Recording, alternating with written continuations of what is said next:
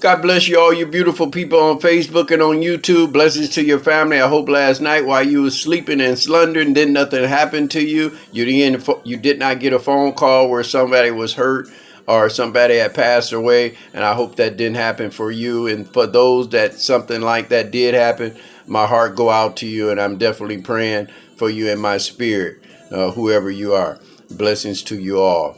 Well, I want to give a Lord a clap offering this morning because first of all, I got up in my right mind. Oh my God, I fell the other day. My God, my arm is moving really good. I'm feeling good this morning, looking pretty good this morning. And sometimes you have to encourage yourself. The Bible says, encourage yourself in the Lord. Lord, I thank you that I'm feeling good, looking good this morning. Isn't that good news? That's good news already. Well, a couple of people have been asking me some questions. Number one question, I don't want to dive in this too much. They was asking me, should Christian people be on welfare?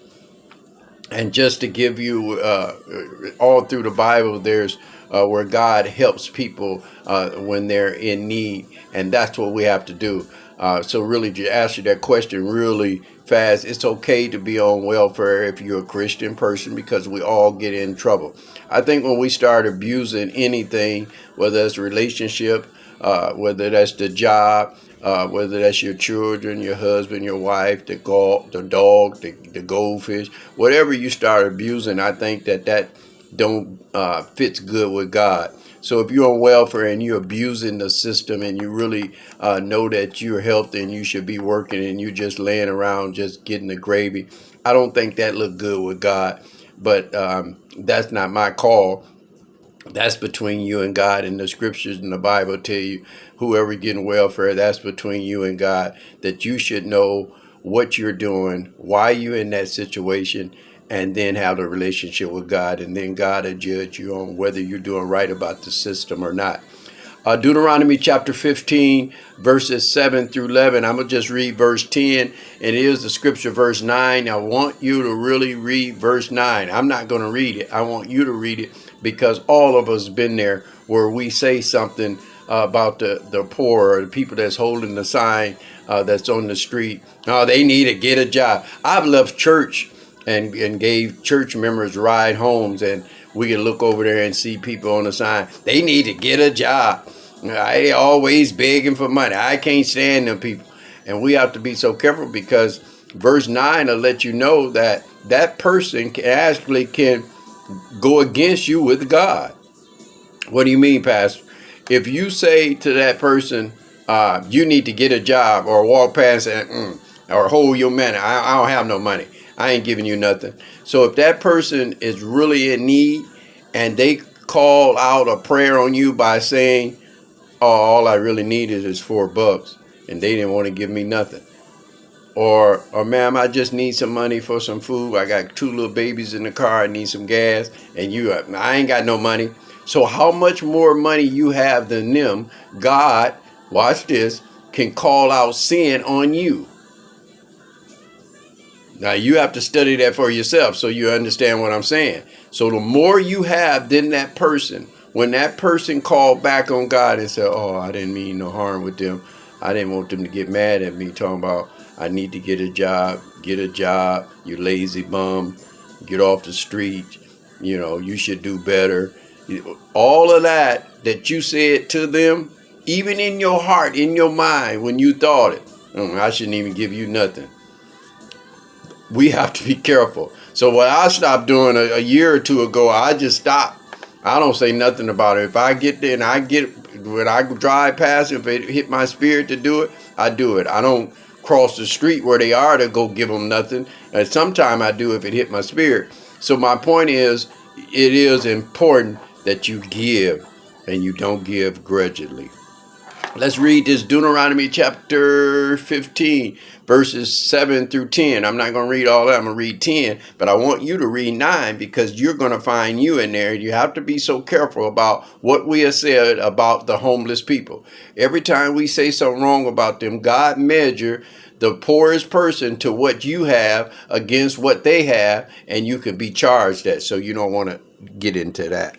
That's a whole different conversation. Verses 10, Deuteronomy chapter 15, verse 10, give generously. to them and do so without a grudgingly heart. Oh Lord. Then because of this, the Lord, not Pookie and Ray Ray them, the Lord your God will bless you. Okay, that's the key. The Lord your God. Now when he said your God, that depends on how much you have a relationship with God. If you aren't receiving God at all in your life, it don't matter how much money you throw to them, you're probably not going to get no reward because you don't have nothing with God. Do that make sense? You cannot deposit nothing in the bank and go, or let's say it like this. You cannot open your account and put $10 in there and don't go back to that bank for 4 months and go to that bank and tell them, I want to withdraw $100. They're going to tell you, sir, you have your $10.15 in here. You don't have $100. And if you keep demanding that, what's going to happen? You're going to jail. So I do believe that's the same with God. If you don't put nothing in, you're not getting nothing out. Now the Bible says he reigns on the just as well as the unjust. You're breathing just like the person. You're driving a car, you got a home, you got everything, but just part of your life won't be the same as that person that have a relationship with God, if that makes sense to you. Do that make sense? Let's read this a little further. Verse 10, it said, give graciously to them and do so without a grudgingly heart. Then because of this, the Lord your God will bless you in all your works, whatever you touch. Isn't that good news? Whatever you touch, and in everything you put your hands to, my God, God will bless. So that's why it's so important for us to give. It is not bad for you to be a Christian on welfare. The government is set up to help the land, and that's what this Bible is talking about. And wherever you are, let me tell you something. There's going to always be poor people. Remember that. And as long as you can see them poor people and know that you're not poor, you had a roof over your head, you had some food in your refrigerator, you got a piece of old car outside, you got a job, you are blessed. And don't let nobody tell you you're not blessed. And quit saying you're not blessed because you got up this morning, if you're watching me, in your right mind to make a difference. I love you guys so much out there. I like to see people's life go to another level. Listen, if you see a problem, fix a problem. Okay? Y'all be good out there. Be careful. And I'll see you guys on top.